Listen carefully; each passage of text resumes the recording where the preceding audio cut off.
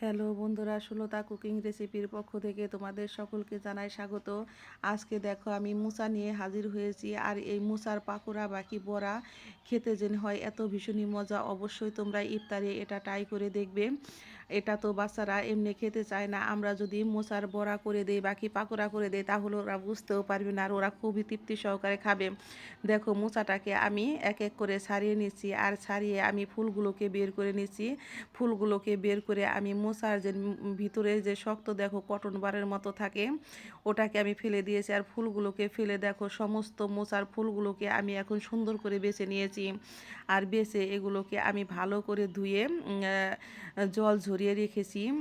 একটা ছাঁকনির সাহায্যে দেখো আমি একটা চপিং বোর্ড নিয়েছি আর নিয়েছি ছুরির সাহায্যে এখন আমি এটাকে মিহি করে এটাকে কেটে নিব। আর তোমরা যদি কেউ বটি দিয়ে কাটতে চাও তাহলে তোমরা কাটতে পারবে, কোনো অসুবিধা নাই। যার যেই রকম সুবিধা তোমরা সেই সুবিধা মতোই তোমরা কেটে নিতে পারবে।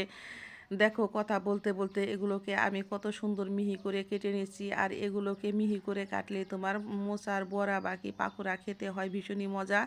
আর যখন নাকি তোমরা মোচা কাটবে তখন আমি তোমাদের একটা টিপস দিচ্ছি, তোমরা হাতের মধ্যে অবশ্যই সরিষার তেল বাকি সয়াবিন তেল হাতে মেখে নিবে। দেখবে মোচা কাটার সময় আর তোমাদের হাত কালো হবে না, আর বোঝাই যাবে না যে তোমরা মোচা কেটেছো। আমি চুলায় একটা ফ্রাই প্যান বসিয়ে দিয়েছি, আর এর মধ্যে আমি দিয়েছি আধা লিটার পরিমাণে জল, আর দিয়েছি 1 চামচ পরিমাণে লবণ, হাফ চামচ পরিমাণে হলুদের গুঁড়ো, আর সমস্ত মোচাগুলোকে দিয়ে আমি এখন 5 থেকে 7 মিনিট এটাকে সিদ্ধ করে নিব। দেখো আমার মোচাটা সিদ্ধ হয়ে গেছে। আর এটাকে খুব বেশি সিদ্ধ করার প্রয়োজন নেই, কারণ যখন আমরা ভাজবো তখন তো এটা এমনি অটোমেটিক আরও ভালো করে সিদ্ধ হয়ে যাবে। সেই জন্য আমি এটাকে মোটামুটি সিদ্ধ করে নিচ্ছি। আর এটাকে দেখো আমি জল ঝরিয়ে নিয়েছি। আর এখন একটা মিক্সিং বোল নিয়েছি, মিক্সিং বোলের মধ্যে আমি এখন মোচাগুলোকে দিয়ে দিয়েছি। আর এর মধ্যে আমি দিয়ে দিয়েছি বড় 1 মুঠো পেঁয়াজ কুচি, এখন দিয়ে দিচ্ছি ধনিয়া পাতা কুচি, আর দিয়ে দিচ্ছি কাঁচা পাকা কাঁচা লঙ্কা কুচি 4 থেকে 5টা। তোমরা ঝাল যেরকম খাবে সেই পরিমাণে তোমরা ঝালটা দিবে। আর আমি এর মধ্যে দিয়েছি অল্প পরিমাণে একটু চিনিটা স্কিপ হয়ে গেছে। আর দিয়েছি আমি এর মধ্যে হাফ চা চামচ পরিমাণে আদা রসুনের বাটা। এখন দিয়ে দিচ্ছি আমি 4 চা চামচ পরিমাণে বেসন।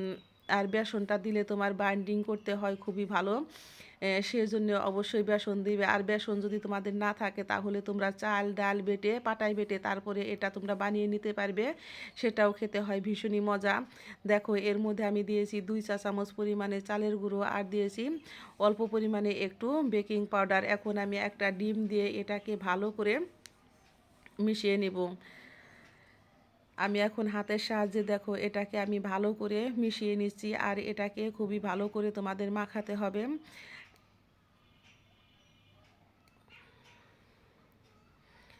আর এটাকে তোমাদের খুবই বেশি পাতলা করাও যাবে না, আর খুব বেশি ঘনও করা যাবে না। দেখে বুঝতেই পেরেছো বন্ধুরা, দেখো আমি কীরকম করেছি।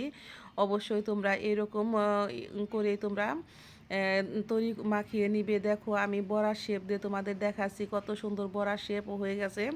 আমি এখন এটাকে রেডি করে চুলায় বসিয়ে দিয়েছি। দেখো আমি কড়াই, আর কড়াইতে দিয়ে দিয়েছি আমি সাদা তেল। আর সাদা তেলটা দিয়ে দেখো আমার গরম হয়ে গেছে। এখন তেল গরম হওয়ার পরে আমি এক এক করে বড়া বাকি পাকোড়াগুলোকে আমি এখন ভেজে নিব। আর অবশ্যই তোমরা তেলটা গরম করে নিবে, কারণ তেল গরম করে না নিলে তাহলে তোমাদের পাকোড়াগুলো খুলে যাওয়ার সম্ভাবনা থাকবে। সেই জন্যেই তোমরা তেলটাকে গরম করে নিয়ে তারপরে তোমরা পাকোড়াগুলো ভাজবে। আর যখন ভাজবে তখন তোমরা চুলার আঁচটাকে আবার মিডিয়াম করে করে দিবে, মিডিয়াম লো করে দিবে। তাহলে দেখবে যে তোমাদের পাকোড়াগুলো পুড়ে যাবে না, আর ভিতরেও কাঁচা থাকবে না। সেই জন্যে তোমাদের আমি আবারও এটা বারে বারে একই কথা তোমাদের বলে দেই।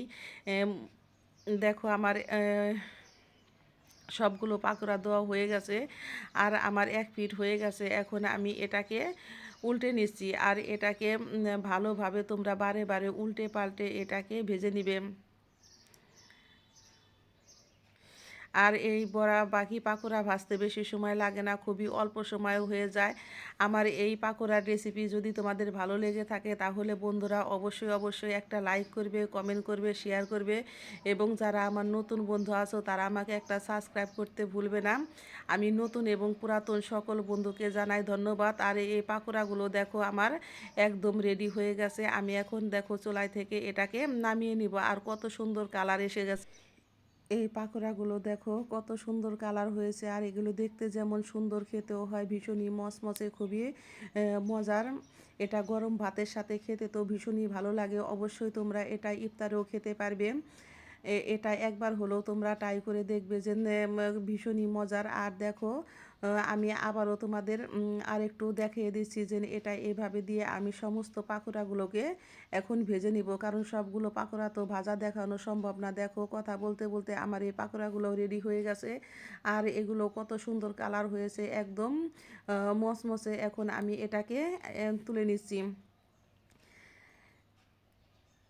এটা যদি তোমরা একবার বানিয়ে খাও তাহলে তোমাদের বারবার বানিয়ে খেতে মন চাইবে আর তোমাদের রিকোয়েস্ট করবে এটা বানানোর জন্য। দেখো আমি তোমাদের একটা ভেঙে খেয়ে দেখাচ্ছি। এটা ভিতরেও কত সুন্দর ভাজা হয়েছে, আর উপরেও হয়েছে মচমচে, ভিতরেও হয়েছে একদম নরম। অবশ্যই তোমরা এটা খেয়ে আমাকে জানাবে যে কেমন হয়েছে। তোমরা সকলেই ভালো থেকো, সুস্থ থেকো, সকলকে জানাই অনেক অনেক ধন্যবাদ।